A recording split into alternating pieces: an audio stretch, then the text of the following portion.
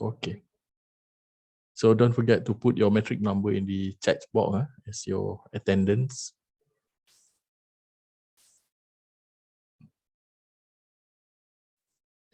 Because some of your friends still in the waiting room, so I have to let them in.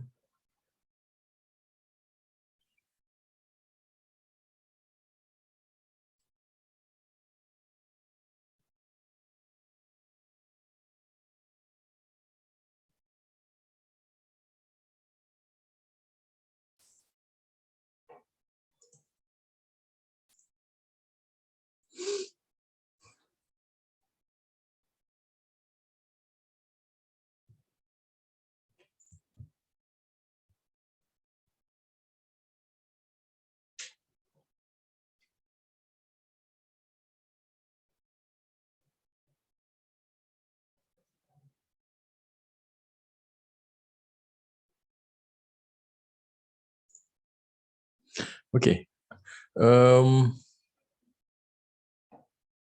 For today, I think I will cover like 1 hour or 1.5 hours, and we will have another session on this Wednesday for another 1 hour or 1.5 hours lah. Okay. Okay. Previously, last week actually, we have discussed about the drag, type of drag. So drag can comes in many forms, where, for example, if you push a table, for example, or a chair, you move it away, then there is a resistance, right? There is a friction. And if you pull something, then also create some kind of drag. And don't forget that drag can also happen, or it can occur when there is an airflow. Okay, when an airflow pass through, or there is a obstacle in the direction of the airflow, then there is some form of drag, or we call it air resistance, same thing lah. Okay, so what is drag? Drag is a force from a body acting parallel to the direction of relative fluid motion. In this case, we are considering the air. Okay. Okay. There are two types of sources, I would say. Okay. We have a friction drag and also the form drag. Okay. For the friction drag, it is actually, if you remember when you learn aerodynamic 1, I think you already know that there are friction drag that is due to the shear stress on the surface of the airfoil or wing, right? And if you are considering a smooth surface, then the drag is less. If the surface is a rough surface, then the friction drag is more compared to the smooth surface. And also for the pressure drag, it is basically depend on the shapes of the object. Okay, and the first one, you have a plate, okay, which is 90 degrees to the airflow, and you can see at the back there is a large wake or a void region where the pressure is very low back here, so it create a pressure drag. Same thing here and down here, but what you can see the difference that if you change the shape of this object, okay, into more streamlined shapes, then the weight is getting smaller and smaller. Okay, and therefore your form drag is lesser and lesser.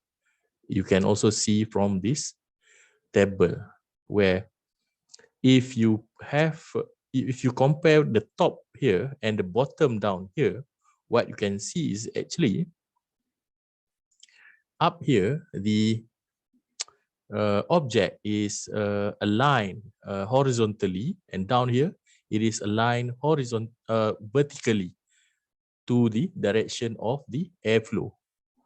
Okay, and on the top here, where the orientation of this plate is horizontal to the airflow, or you can say it is parallel to the airflow, the form drag is very minimum, or we can say it is zero. But at this point, most of the drag is come from the friction drag. Okay, whereas down here, when you put your plates vertically, then most of the drag is due to the form drag, and not much actually due to the skin friction, or we can say it is zero lah. Okay, so I hope you can differentiate, you know, the difference based on the shapes of the object or the orientation of this object. Similarly for this airfoil and this a ball basically. Okay, where for a ball the form drag is about 90%, but the skin friction is only 10%. Whereas for these airfoil shapes, the form drag is not much, just around 10%, but the skin friction drag is 90%. Okay, let's say for this particular airfoil, the total drag is 10 Newton. For example, the total drag is 10 Newton. So you can know that the form drag is 10%, which means only 1 Newton. And the remaining 9 Newton is due to the skin friction drag. Okay, that's how it works. Okay, and it is various kind of object or frontal surface of an object where you can see the coefficient of drag is very high. For this one, the tall structure, tall building, I would say, okay, or tall flat plate, compared to the these oval shapes of is more like teardrop shapes, right? So the drag is very minimum compared to the rest, which is only 0.05. Okay.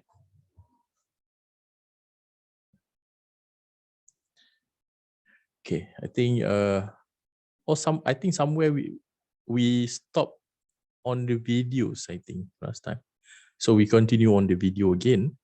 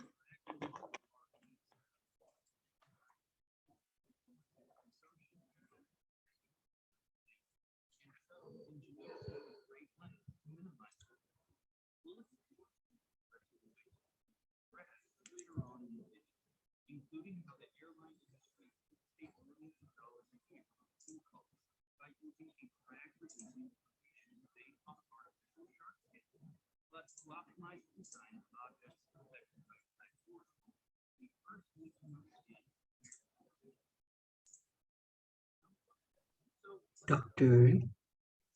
Yes. Does the video have any sound, Doctor? Okay. I think, yeah. Yes, it has a sound. Let me do it again. Thank you, Doctor. Yeah, thank you for letting me know. Let's start from somewhere.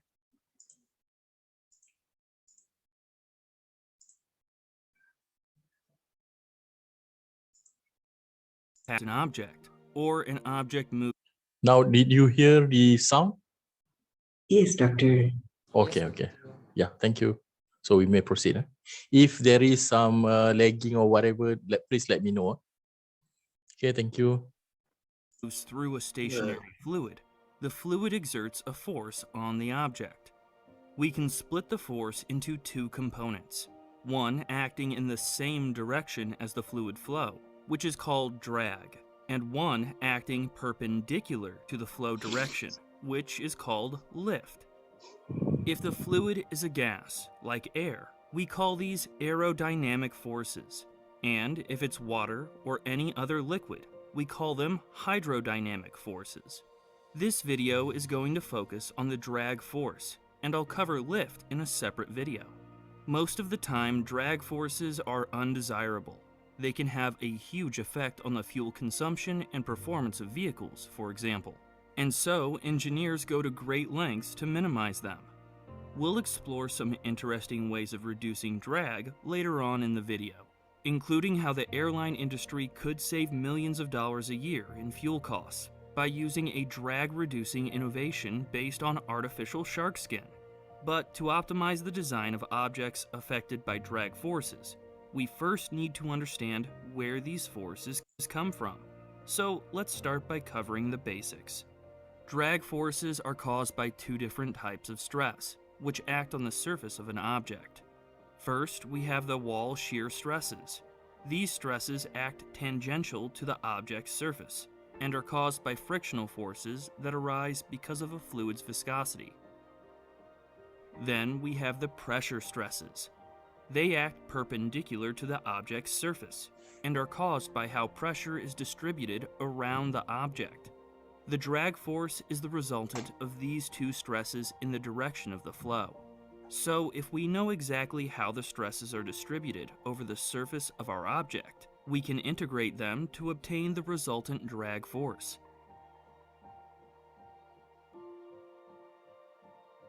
The component of drag caused by the shear stresses is called friction drag, and the component caused by the pressure stresses is called pressure drag, or form drag. Pressure drag is most significant for blunt bodies, like this sphere. It is essentially caused by a difference in pressure between the front and rear of an object. Pressure drag increases significantly if flow separation occurs, which is when the fluid boundary layer detaches from the body, creating a wake of recirculating flow. This creates an area of low pressure behind the body, called the separation region, and results in a large drag force. If you're trying to reduce drag forces, you'll want to minimize flow separation at all costs. Flow separation can also cause vortex shedding, which can generate unwanted vibrations and instability. To understand why flow separation occurs, let's look at flow on the upper surface of the sphere. As the fluid passes over the surface of the sphere, it is initially accelerating, and so pressure is decreasing in the direction of the flow.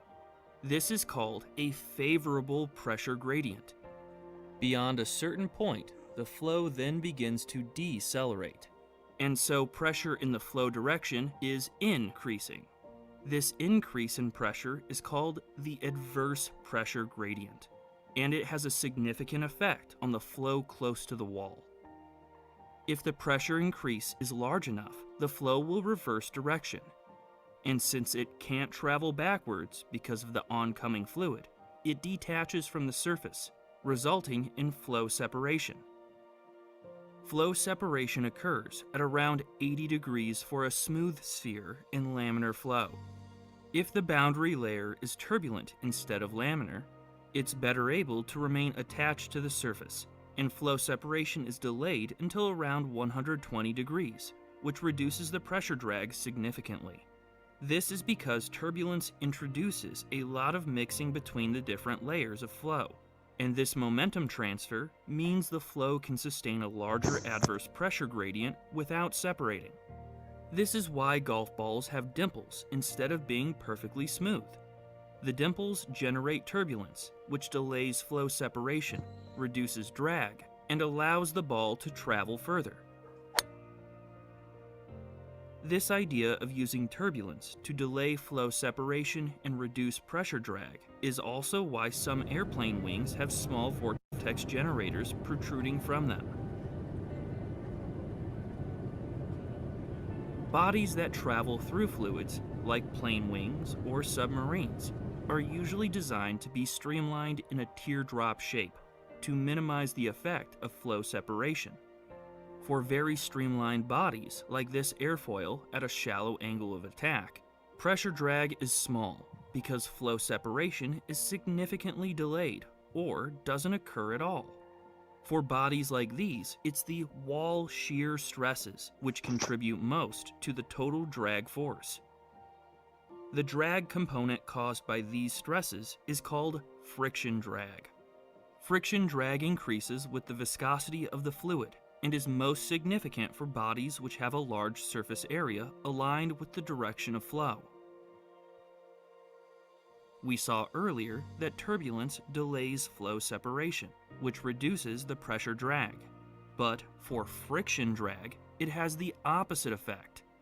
Laminar and turbulent boundary layers have very different velocity profiles. The velocity gradient at a wall is steeper in turbulent boundary layers than in laminar ones, and so turbulence produces larger shear stresses. So to reduce friction drag, you want to delay the transition to the turbulent regime and maintain laminar flow for the largest possible distance around the object. It has been estimated that obtaining laminar flow over the wings and fin of commercial aircraft could reduce the total drag force by around 10 to 15%. But this is very difficult to achieve. Techniques like hybrid laminar flow control have had some success. It involves using suction to pull air through small holes into the wing, which delays the onset of turbulence. Research has also focused on minimizing the friction drag associated with a turbulent boundary layer. When trying to minimize drag, engineers very often look to nature for inspiration. Sharks are a particular interest because of the unique microstructure of their skin. Shark scales contain microscopic ridges, which are aligned with the direction of flow. These ridges modify the turbulent boundary layer in the near wall area, and this has the effect of reducing friction drag. Research indicates that coating a commercial airliner with artificial shark skin of similar microstructure could reduce its total drag force by 2%, which would result in massive fuel savings for the industry. This approach has yet to be widely implemented on commercial aircraft, partly due to challenges associated with manufacturing, but this could change as the technology improves. We've seen that the magnitude of pressure and friction drag depends on the geometry of a body relative to the direction of flow. The most obvious example of this is a flat plate. If we position the plate at 90 degrees to the flow, it is a blunt body. Flow separates easily, creating a separation region, and so the pressure drag is large. But the friction drag is almost zero, since shear stresses aren't aligned with the drag direction. If we rotate the plate by 90 degrees, we now have a very streamlined body. The pressure drag is small since there's no separation region behind the body, but the friction drag is now much more significant. This logic also applies to airfoils, where the angle of attack has a large influence on the drag force. At high angles of attack, separation occurs, which significantly increases the drag force. When streamlining a body to reduce drag, it's important to remember that friction drag will increase as the pressure drag reduces, and so these two aspects need to be carefully balanced. The shape that has the smallest total drag force won't necessarily be the one that is most streamlined. I mentioned earlier that we can integrate the pressure stresses and the wall shear stresses to obtain the total drag force. The problem is that in the vast majority of cases, it's pretty much impossible to know the detailed distribution of these stresses, and so we usually represent the total drag force using the drag equation instead. The CD term is the drag coefficient. It captures all of the hard-to-measure parameters, like the effect of the geometry of the object or the effect of the flow regime, and can be determined either experimentally, using a wind tunnel for example, or by running numerical simulations. The other terms in the equation are the fluid density ρ, the free stream velocity v, which is usually assumed to be steady and uniform, and A, which is a reference area that will depend on how the drag coefficient was determined. For airfoils and other streamlined bodies, A is usually the planform area, and for blunt bodies, it's usually the projected frontal area. The drag coefficient can vary quite substantially with Reynolds number. Let's look at how it varies for a few different two-dimensional shapes. For a flat plate oriented at 90 degrees to the flow, the drag coefficient doesn't vary significantly with Reynolds number, because flow separation will always occur at the edge of the plate, and so, although it is a blunt body, it isn't affected by whether flow is laminar or turbulent. For blunt shapes like this disc, we see a large decrease in the drag coefficient at the transition between laminar and turbulent flow, because flow separation is delayed when the boundary becomes turbulent, reducing the drag force. And for streamlined bodies, the drag coefficient reduces gradually as Reynolds number increases, since viscous forces are less significant at higher Reynolds numbers. But the drag coefficient begins to increase after the transition to turbulent flow, because, as we saw earlier, a turbulent boundary layer produces larger shear stresses. For a sphere, the drag coefficient graph looks like this. One interesting thing about this graph is that it's a straight line for Reynolds number less than 1, and the line is defined as 24 divided by Reynolds number. At these very low Reynolds numbers, flow separation doesn't occur, even for very blunt bodies, like the sphere, and so all of the drag comes from friction drag. Plugging this equation for CD into the drag force equation gives us an interesting expression.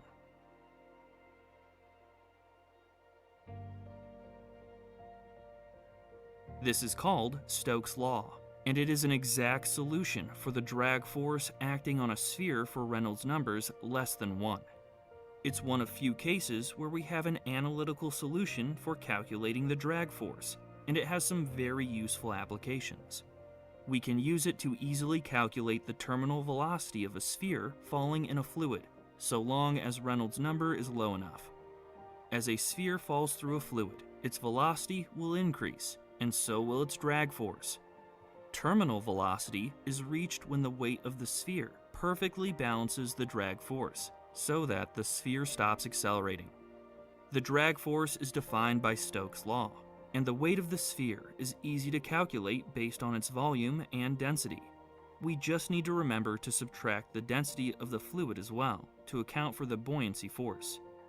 And so, based on Stokes' law, we can obtain this equation for the terminal velocity of the sphere. We can apply this equation to create a viscometer, which is used to measure the viscosity of a fluid. To do this, a sphere is dropped into a tube of liquid, which is long enough that the sphere will reach terminal velocity. The terminal velocity can be measured by timing how long it takes the sphere to pass between 2 points marked on the tube, and so the viscosity of the fluid can be calculated using the equation we just derived. We know that pressure stresses and shear stresses are the two fundamental causes of drag, but in some cases, specific components of the drag force are named because of how they're caused, even though they're just different forms of pressure or friction drag. In aviation, for example, 3 important sources of drag are induced drag, wave drag, and interference drag. If you'd like to learn more about these sources of drag, I've covered them in the extended version. Okay, for now, I think you have know that how the leaf is leaf and drag, how does they are formed, and how to calculate the drag actually, and why the drag is there because of the the shapes, the form drag, as well as the skin friction or the shear stress on the surface. And now,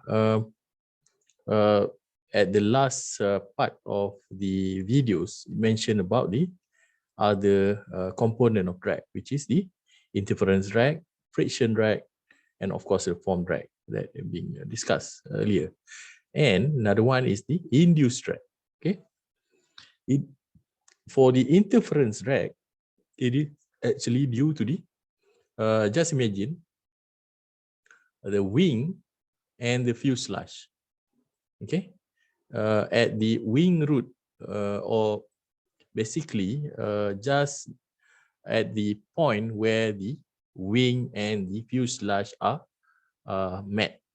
Okay, that area will actually create the interference drag.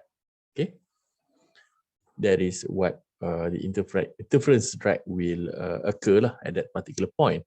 And for the induced drag, it is basically only occur or will appear when you look into the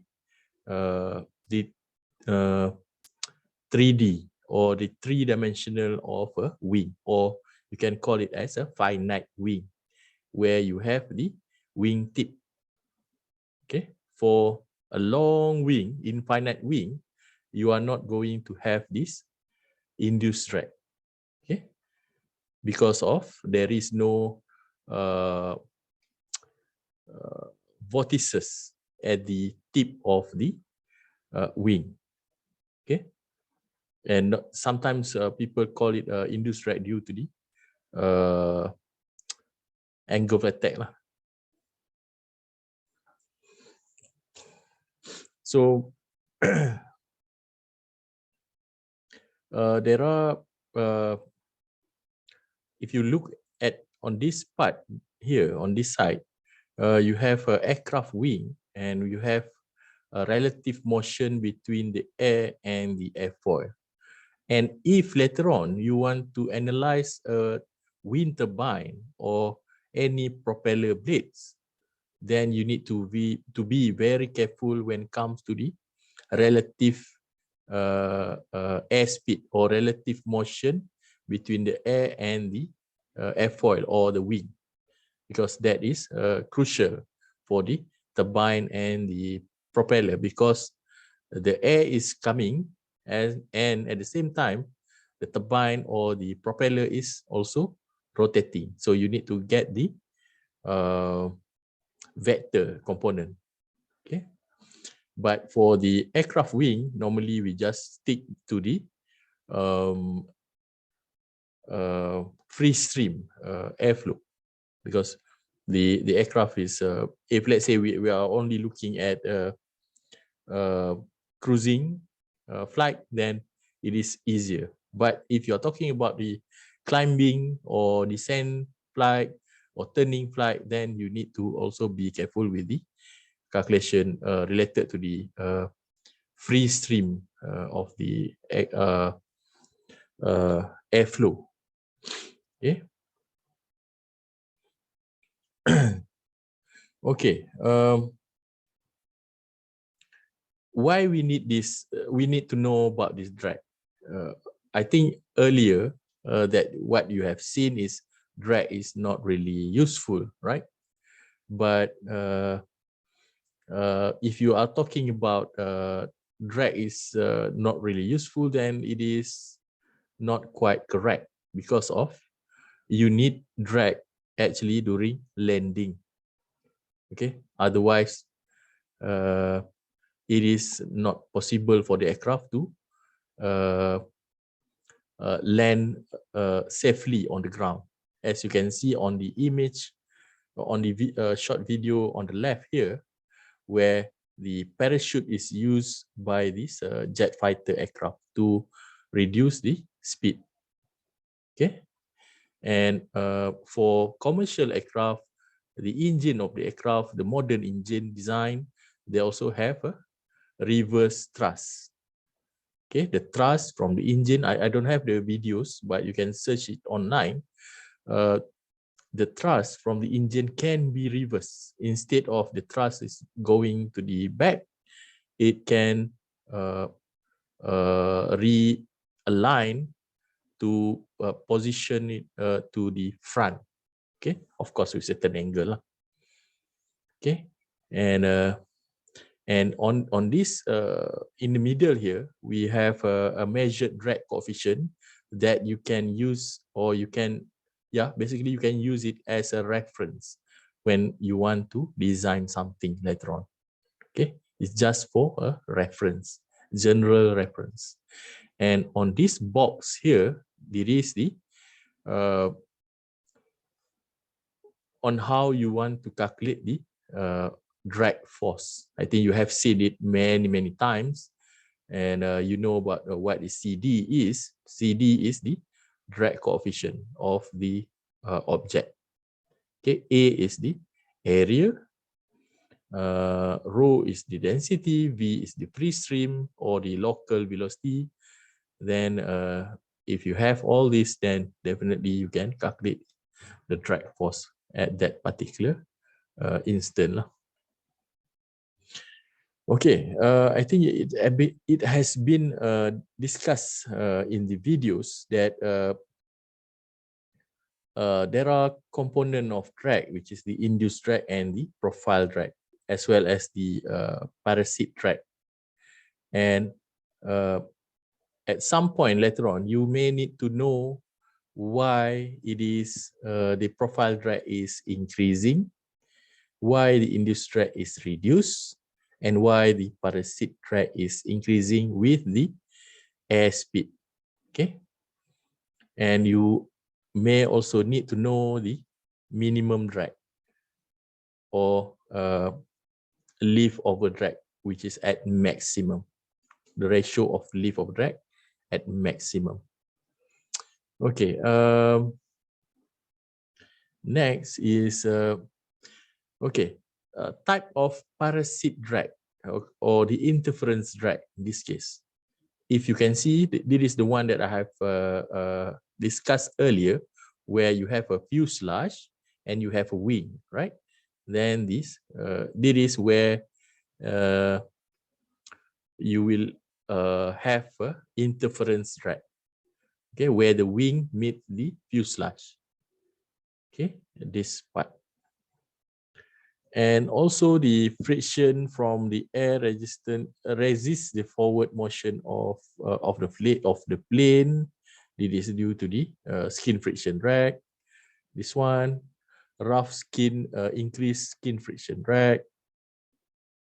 And then there are another part of the interference drag, which is the the joint, the tire down here. If it is a fixed structure, then it will also create interference drag.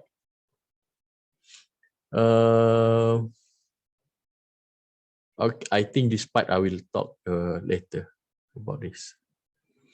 Okay, this is the some of the major areas where the interference drag might occur.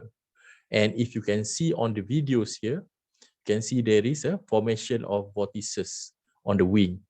Actually, at this point is the point where the flap is the end portion of your flap of this aircraft, and therefore it creates the vortices.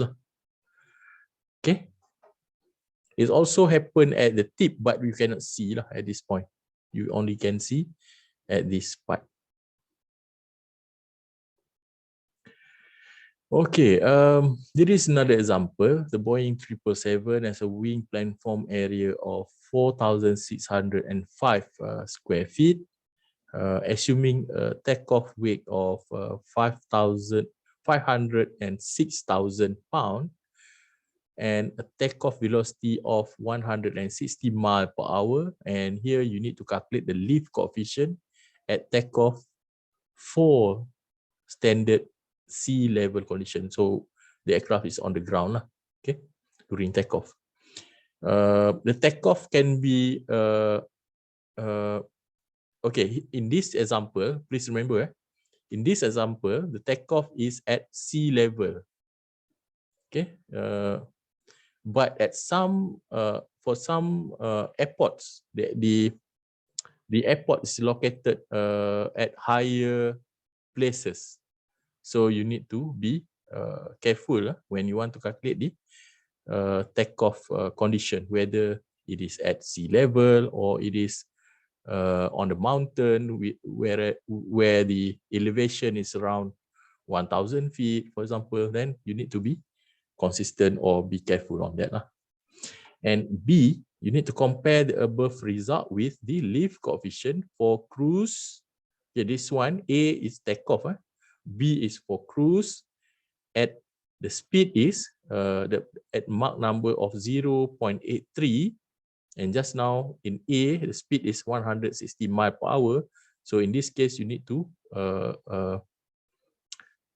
convert it into mile per hour for B, and the elevation is 30,000 feet. It is not at sea level condition, so the rho or the density of the air is different, and also the viscosity of the air. So you need to, in this example, assume the aircraft is the same weight. Okay, so you need to also compare the solution. Okay, since we know that this is at steady flight, the weight is equal to the lift. Okay, weight is equal to the lift. Then you can straight away calculate the CL in this case. But before you calculate the CL, of course, you need to make certain arrangement. For example, the units for this aircraft, the speed of the aircraft, 60 miles per hour, you need to change it to feet per second. And then finally, you need to convert here, okay, from 160 mile per hour to feet per second. Okay, you need to multiply by 88 divided by 60 in this case. So if you refer to the standard sea level condition, the density is 0.002377 slug per cubic foot. Okay, so from there you can calculate the dynamic pressure, Q free stream. And therefore, when you have the dynamic pressure, the free stream velocity, and from the question is already given that the aircraft weight is how much, okay, and the wing area is how much, then therefore you can calculate the lift coefficient at takeoff, which is 1.68. Okay, this is at takeoff at sea level. And then for the B, since you need to compare the CL or the lift coefficient when the aircraft is cruising at 30,000 feet, okay, it mentioned it is cruising. When it is cruising, the weight and lift is the same. And the speed of sound is given, speed of sound. Yep, the relation is like this, where V free stream, A free stream is your speed of sound. A free stream is stand for speed of sound. Some books they use C. Some books they use A with free stream. Okay, but it is the speed of sound, which is 994.7 feet per second. And if you refer up here, this is how you calculate the speed of sound. Okay, and when you know your speed of the aircraft, then you can calculate the same process like on this part. You calculate the dynamic pressure, then plug in all the values, then you get the value of the lift coefficient. Okay, at 30,000 feet. And from here, you can see that the lift coefficient at much higher cruise velocity is much smaller than that at takeoff. Even though the density at 30,000 feet is smaller than at sea level, it is sometimes convenient to think that the lift at high speed is mainly obtained from the high dynamic pressure. Okay, dynamic pressure is the Q free stream here. Hence, only a small lift coefficient is required. In turn, at low speed, the dynamic pressure is lower. And in order to keep the lift equal to the weight in steady level flight, the low dynamic pressure must be compensated by a high lift coefficient. Okay. Oops. Okay, this is another activity that you need to do. Activity number 1. The same procedure like the example that I have shown just now, where in this case, we are looking at different aircraft. It is a Boeing 747-400ER, and the platform area is a little bit larger, almost 6,000 square feet, and the takeoff weight is a lot more, which is at 910 pounds, and the takeoff velocity is also a little bit higher, which is 184 miles per hour. And here you need to also calculate the lift coefficient at takeoff at sea level condition. And for B, you need to compare the above result at for cruising at Mach number of 0.85 at 30,000 feet. Okay. So this is the first activity that you need to complete, and I'm expecting you to regroup with a different group member. Okay, and this part you need to we will discuss it in the next class next Monday, not this Wednesday, but next Monday. So you have plenty of time to do it. Okay. The slide I will upload it right after this. Okay, there is another videos. Thanks to CuriosityStream for sponsoring this.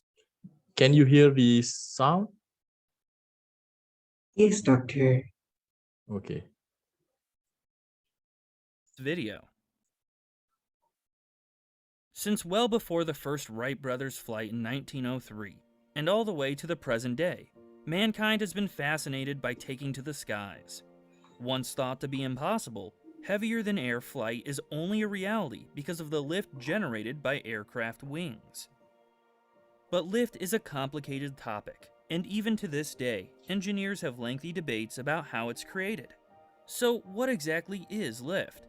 When fluid flows past an object, or an object like this plane wing moves through a stationary fluid, the fluid exerts a force on the object, which can be split into a component acting in the same direction as the fluid flow, called drag, and a component acting perpendicular to the flow direction, called lift. When talking about lift, we're mostly interested in streamlined bodies like this airfoil, which are carefully designed to produce a lot of lift, but to minimize drag.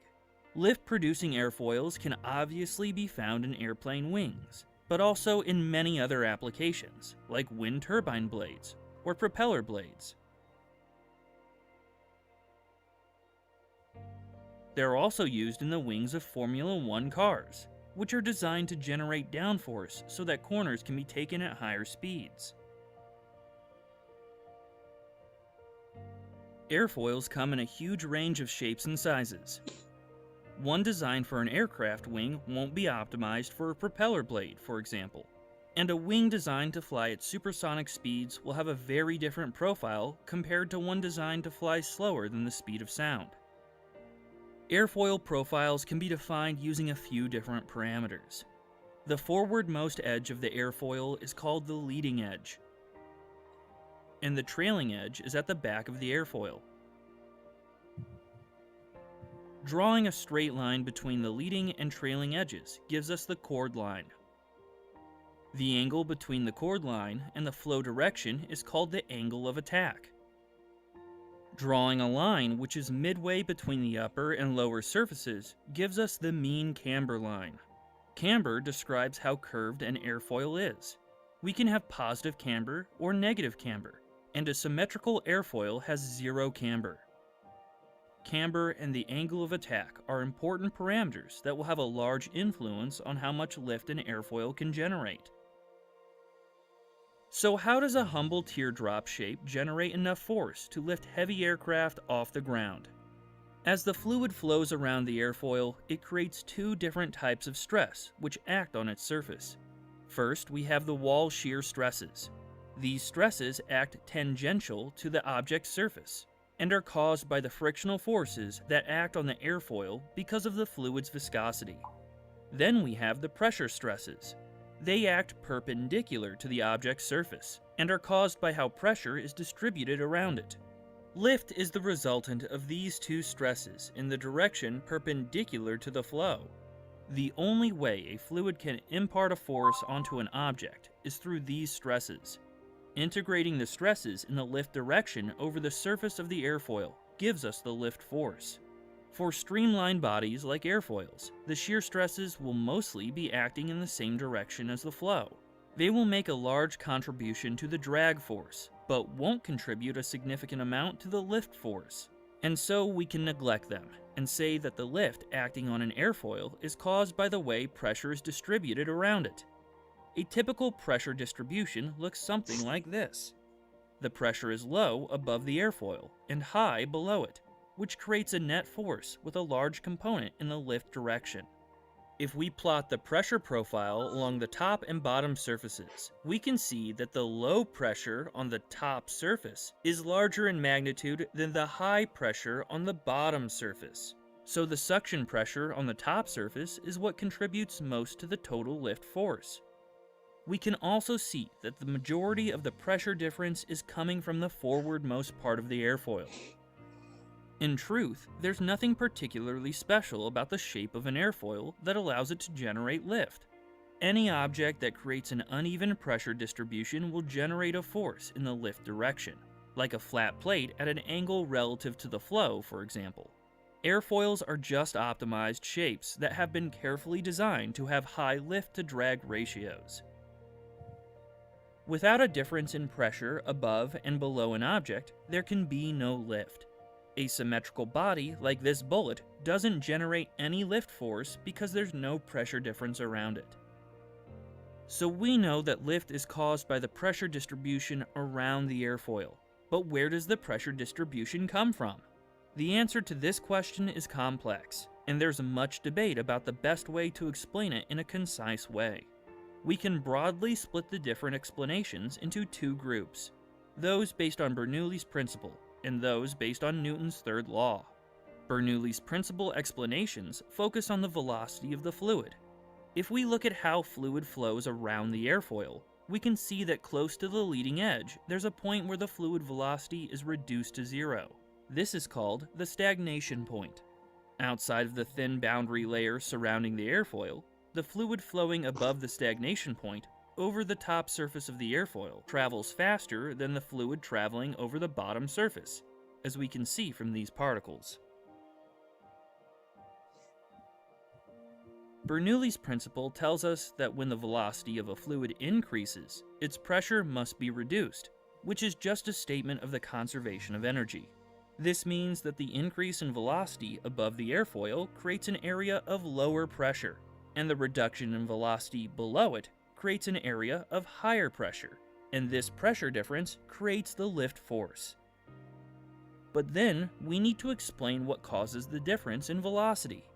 One explanation is that the geometry of an airfoil causes the flow to be pinched together above the airfoil, but not below it.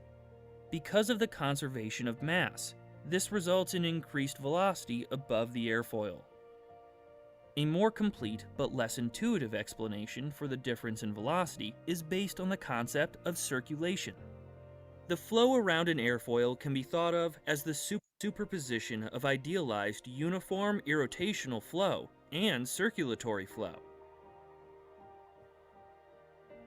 Without circulation, the flow around the airfoil would look like this. This is clearly non-physical, since the fluid can't turn such a sharp corner at the trailing edge, and so the airfoil must be generating some circulation. If we impose a condition that says the flow above and below the airfoil must be parallel when leaving the trailing edge, we can calculate the exact amount of circulation that must be generated by the airfoil to do this. This is called the Kutta condition. Circulation has the effect of accelerating the flow above the airfoil and delaying the flow below it, which gives us the explanation we need so that we can apply Bernoulli's principle. What about the explanations of lift that are based on Newton's third law? These don't consider the velocity above and below the airfoil, but instead look more generally at the behavior of the fluid. If we look at a wider area, we can observe that the effect of an airfoil can be felt far beyond its immediate vicinity. Upstream of the airfoil, the flow is being swept upwards, which is called upwash, and downstream the flow is deflected downwards, which is called downwash. A very large volume of air is being displaced by the airfoil. Newton's third law tells us that for every action there is an equal and opposite reaction. The airfoil must be imparting a force on the air to create the downwash, and so based on Newton's third law, there must be a corresponding reaction force acting on the airfoil. In other words, an airfoil generates lift by turning the incoming air downwards. We can use the concept of circulation again, this time to explain how the upwash and downwash are created. In summary, a lift force acts on an airfoil because of the pressure distribution around it. The exact cause of this pressure distribution is complex and can be explained in several different ways, which approach the problem from different angles. Explanations based on Bernoulli's principle and on Newton's third law provide valuable insight into how lift is generated, although both approaches have limitations, partly because they're based on cause and effect relationships. The problem is that there isn't always a clear cause and effect relationship between the different phenomena which are involved in generating lift, whether we're talking about the fluid velocity, the pressure distribution around the airfoil, or the downturning of the fluid. In reality, all of these things are happening simultaneously and are mutually interacting. Nevertheless, these explanations are useful and can lead to a more intuitive understanding of lift. We can easily imagine, for example, that increasing the camber of an airfoil will allow it to deflect a larger amount of fluid, and so will increase the lift force. The same is true for the angle of attack. Increasing the angle of attack deflects more fluid and increases lift. However, there are limits to this logic. Once the angle of attack reaches a certain critical value, we can observe a sudden decrease in the lift force. For this airfoil, it occurs at around 16 degrees. At this angle of attack, the boundary layer is no longer able to remain attached to the airfoil, and it detaches from the surface, creating a wake behind it which affects the pressure distribution around the airfoil, significantly reducing lift and increasing drag. I covered flow separation in detail in my video on aerodynamic drag. The sudden reduction in lift is called stalling, and it can be very dangerous for aircraft. Different airfoil shapes can have drastically different lift characteristics. This airfoil is cambered. If an airfoil is symmetrical, and so has zero camber, the lift force will be zero for zero angle of attack.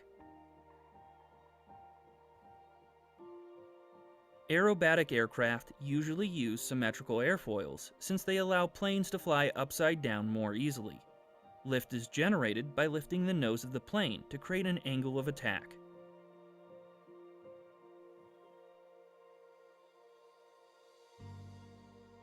Modern aircraft wings are equipped with flaps and slats, which allow the shape of the airfoil to be adjusted and optimized for different phases of flight. During takeoff, for example, you want high lift. Extending the flaps increases the camber of the wing, which increases lift, and so flaps are extended during takeoff. But the extra lift comes at the expense of increased drag, and so the flaps are retracted when cruising, since high lift is no longer needed and drag should be minimized to improve fuel consumption. This video has really only scratched the surface when it comes to developing a complete understanding of lift. If you'd like to dive a little deeper, you can start by checking out the extended version of this video over on Nebula, where I've covered some. Okay. Before I proceed further, I think can you turn on your camera, please? I think everybody is here.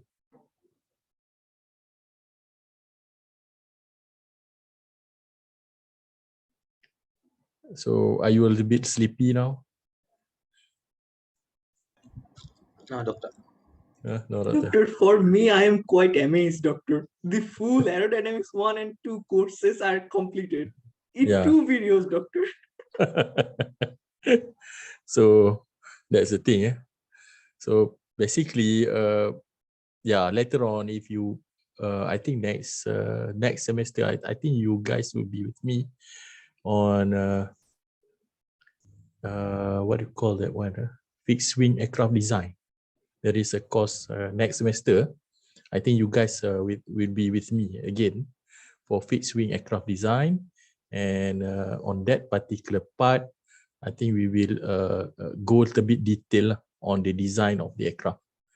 Okay, but for now, for this fluid mechanics, basically we just interested on the wing. Okay, no more than that. I think we just focusing on wing lah, basically on the aircraft that's influence the performance of the aircraft. But in reality, you also need to consider the effect of the fuselage, effect of the tail, okay, effect of the other component. For example, if you are bringing external fuel tank, if you can see those jets, military jets, it looks like a bomb underneath of the wing, but it is not actually. That is the external fuel tank. Okay, don't be confused, because sometimes it look like a bomb, but it is a fuel tank. Okay, because last time we have a few fighter jet at our hangar, and I still remember when we received that fighter jet way back in 2008 or 2009. I can't really remember. Yeah, it's late midnight, around 2 or 3 a.m. I was here with Encik Safirus and a few others technical staff waiting for the delivery. There are a few lorries bringing those aircraft, and at that particular time, I'm very exciting, but I'm also scared because of that external fuel tank. I thought it is a bomb, you see, but it is a fuel tank. Yeah, and a few other equipment. I can't really tell you what it is, okay, due to several reasons. Okay, let's proceed. So, okay, now it is 3. I think I need around another half an hour, then we will stop.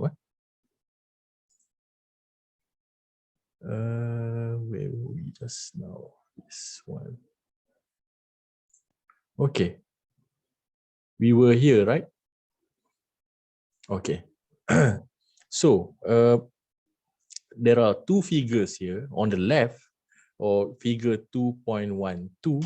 This is the variation of lift coefficient versus Mach number with angle of attack. With variation of lift coefficient versus Mach number with angle of attack for NACA 2315 airfoil.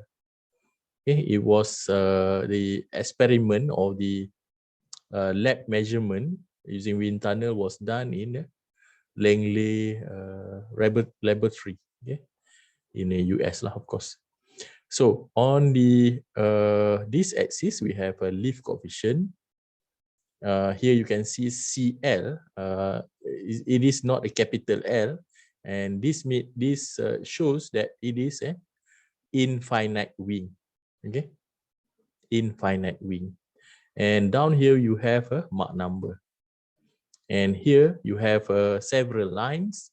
Each line is based on different angle of attack. So this line for the airfoil with -1 degree. This one is at 0 degree, at 1 degree, and so on until 5 degree. So you can see the behavior of the lift when the Mach number is increased. See, when the Mach number is increased from actually from here, it's just a straight line until 0.4. The rest also the same, more or less like that lah. Okay, from 0.4 until 0.7, and it tends to deep down, go down, and up until 0.85. If you can see, they are all with the same trend, I would say. The trend is the same for each of these particular lines. And from 0.85, it go up again.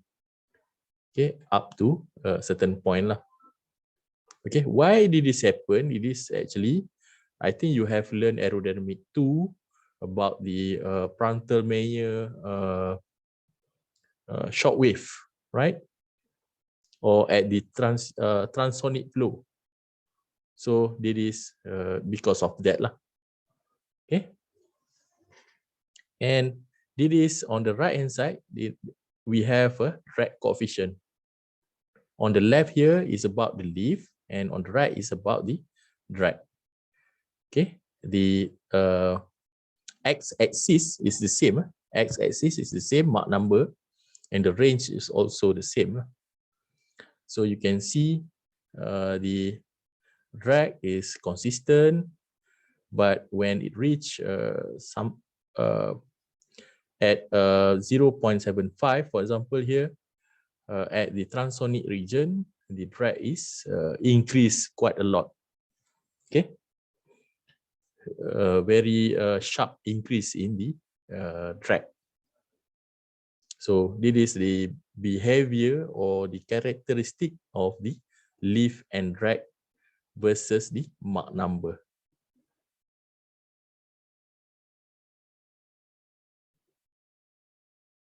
Okay, and here I have another example.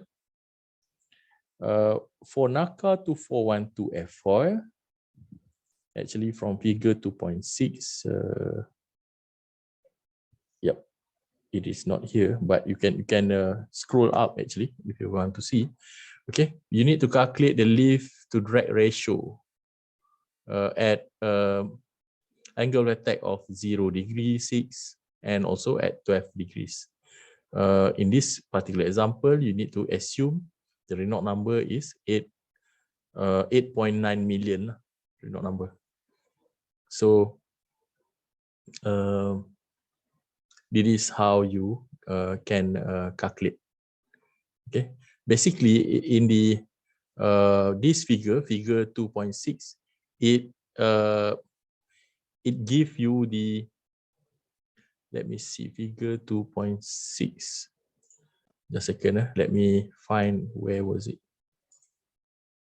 Figure 2.6.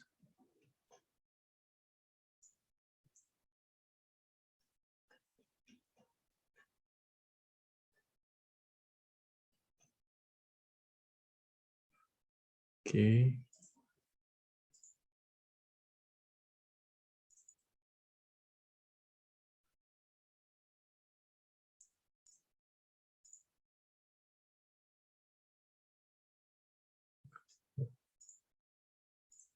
Okay, this is the figure 2.6.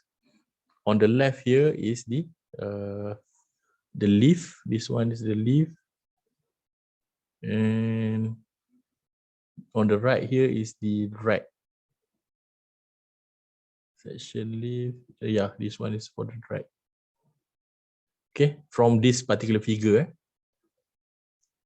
Okay, so I don't want to spend some more time on that. Okay, from that particular figure, you can look at angle of attack of 0 degree. Then you can check at 0 degree what's the value for lift coefficient.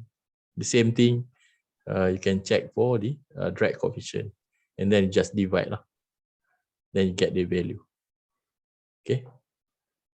And what I would like to highlight here is that here the values of lift to drag ratio first increase with an increase in alpha. Okay, reach a maximum value at some angle of attack, and then it decrease as alpha is further increased. Next is the value of lift over drag for airfoil can extend. This is very important notes down here. The values of lift to drag ratio for airfoil can exceed 100 as shown here. This is not possible actually for three-dimensional wing or actual wing. Okay, it is not possible. But for airfoil, for infinite wing, yes, you can get it. For the actual one, it's not possible. This is a large lift to drag ratio. However, for finite wing, okay, actual wing, and complete airplane configuration, the maximum values of lift over drag are much smaller, typically in the range of 10 to 20, 15, something like that, right? Okay. Because of the induced drag. Okay. One of the reason is for infinite wing, no induced drag. But for the finite wing or the actual wing, you have induced drag. And this one is about the aerodynamic center. I think you know about what is aerodynamic center. I don't want to repeat it because you have learned in aerodynamic 1. So the aerodynamic center, blah, blah, blah, blah. Okay. Then you end up with this expression, proof that for a body with linear lift and moment curve where the moment and m what it is, where the linear lift and moment curve, I think this one is moment and this one is the, what is A?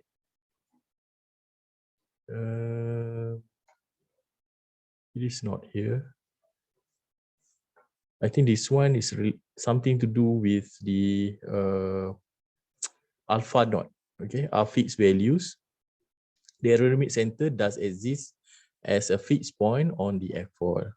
Okay. Moreover, it allows the calculation of this particular point lah. This XAC. This one, the aerodynamic center. Okay, this is an example on how to calculate the aerodynamic center. I think you can go through on your own later on. Okay, it's not that difficult actually. It's just if you know this equation, then it's just a matter of substitute the value. Okay, I'll just put the value. Okay, okay, just now, yeah, this one. M naught is actually the DCM quarter chord C over 4 over D alpha. So, and A naught is the DCL over D alpha. So that is the thing, the relation. Okay, now I would like to talk about the high aspect ratio straight wing. The high aspect ratio straight wing is a choice for low speed subsonic airplanes. Okay, high aspect ratio. High aspect ratio means something like the commercial aircraft, glider. Glider have the highest aspect ratio. If you can see the wing is the width or the chord of the wing is very small compared to the length of the wing, the span of the wing, right? So in that case, you can say that that particular wing have a very high aspect ratio. So aspect ratio is calculated based on this relation, this one, b square over s. B is your wingspan. This is your B, and S is basically the planform area, the area that you see from the top. Okay, don't add up the area of the top of the wing and the bottom of the wing. No, don't do that. It's only the one section on the top only. Okay, that's the planform area, S. And here is also have mentioned about the taper ratio. Taper ratio is the ratio of the tip with respect to the root of this wing. Okay, the chord length at the tip divided by the chord length at the root. That is what it means by taper ratio. Okay.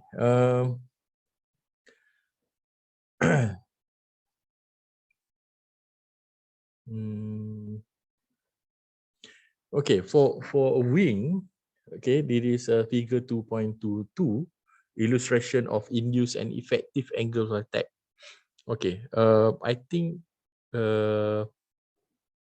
in aerodynamic 1 you have learned this one, right? About this local relative wind. Did Dr. Azmin mention about alpha I induced angle of attack? Anybody? I need your feedback. Doctor, for me, I actually forgot about it. If Dr. Asmin told us about the induced one or not. Doctor actually explained about the induced drags and everything about drag, but for the angle of attack, I can't recall, Doctor. Okay. Basically, what I can say is that just a second, I need to reply this one.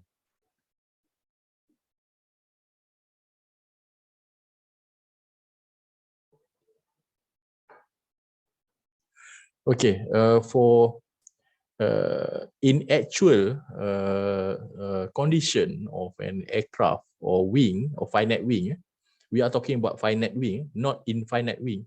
Infinite wing, you don't have this. But for finite wing or the actual wing, you will have this AI. This happen because of the local relative wind. Okay, local relative wind. How to?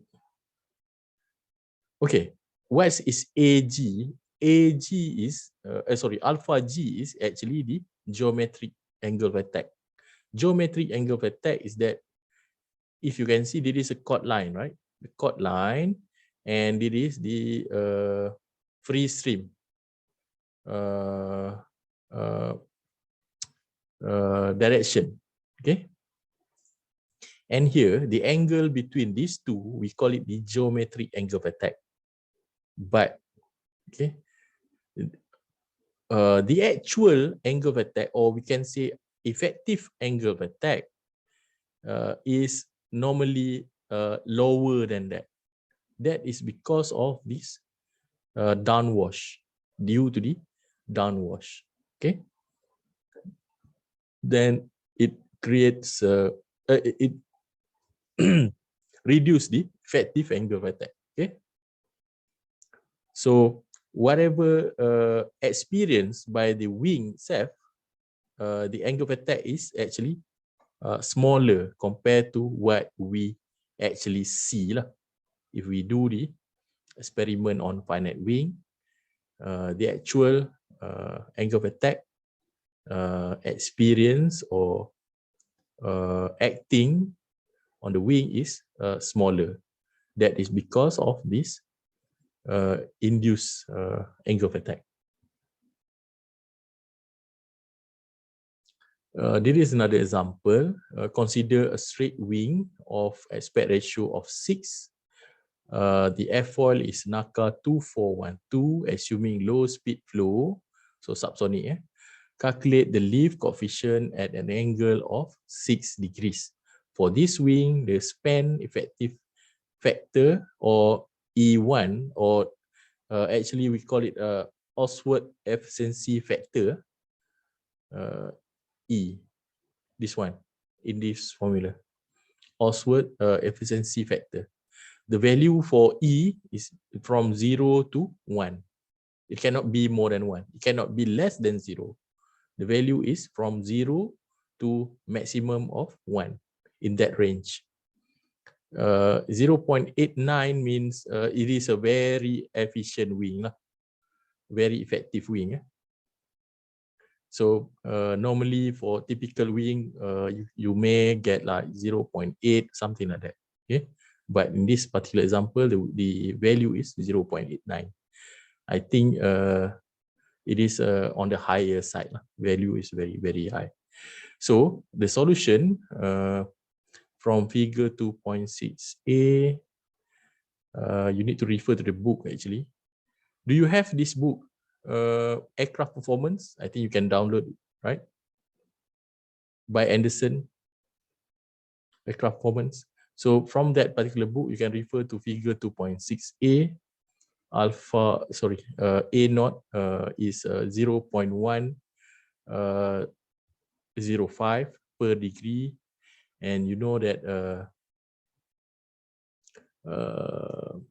alpha at when the lift is equal to 0, it is at minus 2.2 degree. So you can use this formula. Then you can plug in all the values to get this. What is the value of A?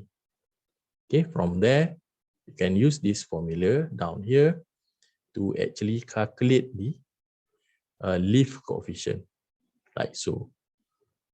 Okay, down here, then you can compare when you have an airfoil and a finite wing. Okay. Okay, so this is the effect of aspect ratio.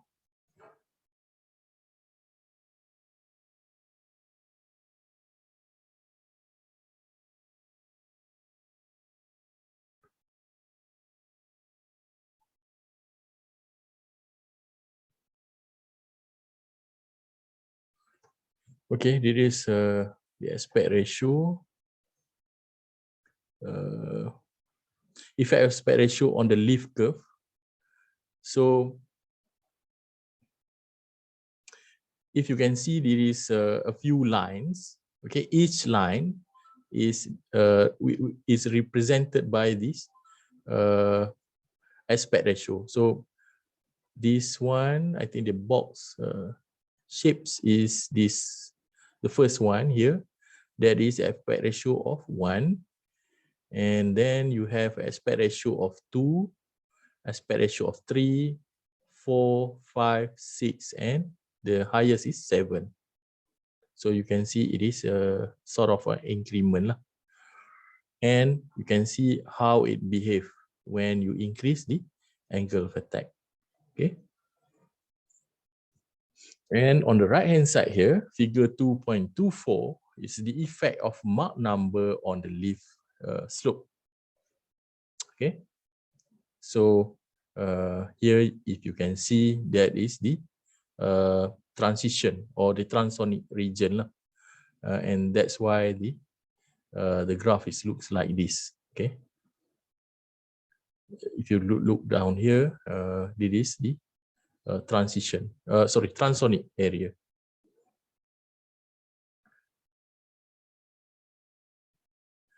And on the left here, we have Prandtl Goulet rule, where you can calculate the lift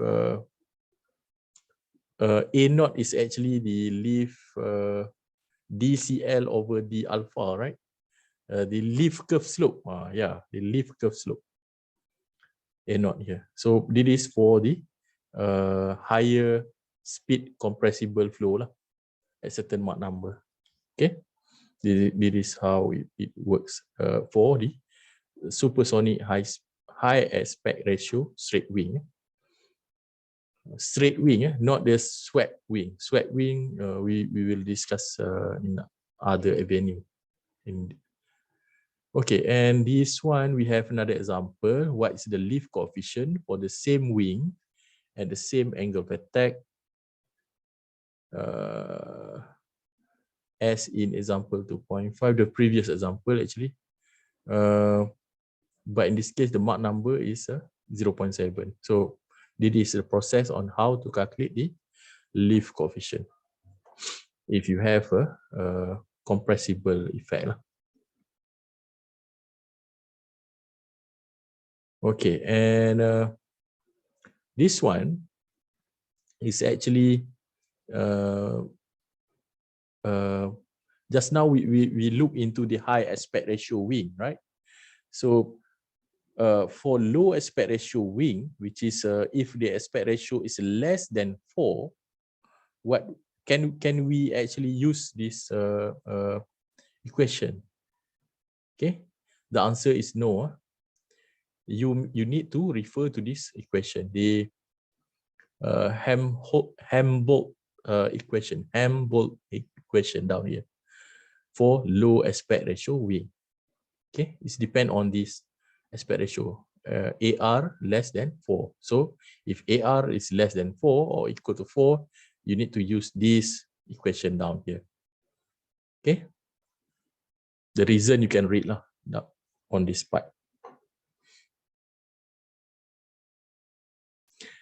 Now, okay, what will happen actually if this is the experiment, this thick line here, this is the experiment value, and there is another 2 lines, dotted line and a long dotted line from equation 2.18 Helmholtz. So for low aspect ratio straight wing, you need to use this equation. Okay, you need to use this one. And for high aspect ratio straight wing, you need to use this Prandtl equation 2.15.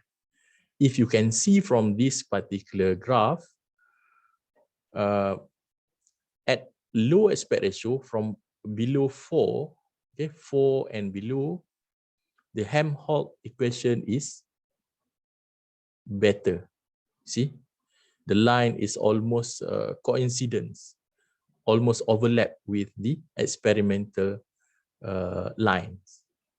It's almost is similar. Sorry, it's almost overlap. Okay, so you have this almost the same result. But for Prandtl equation 2.15, like this one, it is deviates a bit. It's over predict a bit. The lift slope, it's over predict. So this particular equation is not good for low aspect ratio, below 4, aspect ratio less than 4. But if you look from 4, from this point onwards, the this Prandtl equation is actually merging, okay, merging towards the experimental lines. But for the Helmholtz equation, it's diverge. You see, one is converge, one is diverge. It's going away from the experimental lines, if you can see up here. Okay, and that's why we can say that for high aspect ratio straight wing, you must use this particular equation, equation 2.15. Okay, this is another example. for this, the first example for low aspect ratio straight wing. So you need to use the Helmholtz equation. And the second example is also the same thing, okay, using the Helmholtz equation. Okay. But in this particular example, the aspect ratio is high, 6. But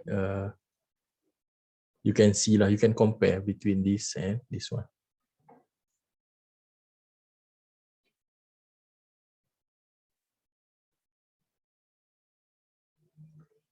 Okay. And this is another activity where you need to basically discuss what is the swept wing. I think I have one more slides. It's missing. But anyway, for activity 2, actually there is another subtopic, but I want you to learn on your own, basically, right? I don't want to give everything, but probably one small item or one small topics I want you to find out yourself and bring it to us, bring it to the class next Monday. We have activity number 1 and it is activity number 2. Please regroup. So each group again, 4 to 5 people, not 2 people. Okay, I will not allow 2 people. 4 or 5 people, per group. Okay, please keep that in mind. Okay, what is the swept wing? Please explain in detail with figures, graph, and formulas. You can refer to the books and read it, and you can come up. You can present it next week. Okay. Then why we need a swept wing? The third, is there any changes to the chordwise velocity component when you have a swept wing? Okay, what happened to the airflow, basically, right? So this is the equation to calculate the lift curve slope A for the swept wing. Okay, just now we are talking about straight wing, straight wing. Here we are looking into swept wing. Okay. Okay. And number 4. Okay. Here you have 1, 2, 3, and number 4 and 5 is here. Number 4, you need to consider a swept wing with taper ratio of 0.48, leading edge swept angle of 45 degrees, and aspect ratio of 3. Calculate the lift coefficient at Mach number equal to 2 at an angle of attack 2.1 degree. And number 5, consider the wing described in question 4, except with a swept angle of 37 degrees. You need to calculate the low speed lift coefficient at 7 degrees angle of attack and compare with the straight wing result. Straight wing, okay, you need to compare with the straight wing, meaning that you need to calculate for swept wing and the swept wing. Swept wing, straight wing is up here. From question 4, just a second.